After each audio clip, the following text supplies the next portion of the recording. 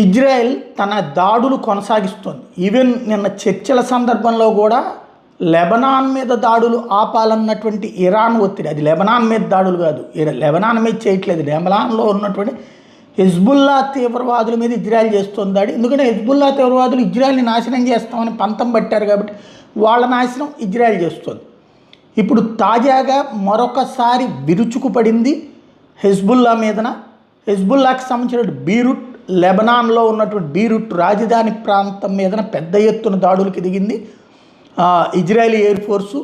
దాదాపుగా ఇప్పటికి 2000 మందిని చంపారు. ఇప్పుడు మరొక 80 మంది వరకు ప్రాణాలు కోల్పోయారు. బీరూట్ నగరాన్ని బీటలు వారిస్తోంది. అక్కడ ఉన్నటువంటి భవనాలు కుప్పకూలుతున్నాయి, ఆస్తులు ధ్వంసం అవుతున్నాయి. వరుసగా హెజ్బుల్లాకి సంబంధించినటువంటి చీఫ్లు ప్రాణాలు కోల్పోతున్నారు. కొత్త నాయకుడు పేరు వస్తే చాలు ప్రాణాలు తీస్తోంది. ఈ దాడులు ఆగబోవన్నటువంటి విషయాన్ని తేల్చి చెప్తోంది. రాబోయే రోజుల్లో మరింతగా ముందుకు వెళ్తామని చెప్తోంది. వదిలిపెట్టే ప్రసక్తే లేదు అని చెప్తోంది.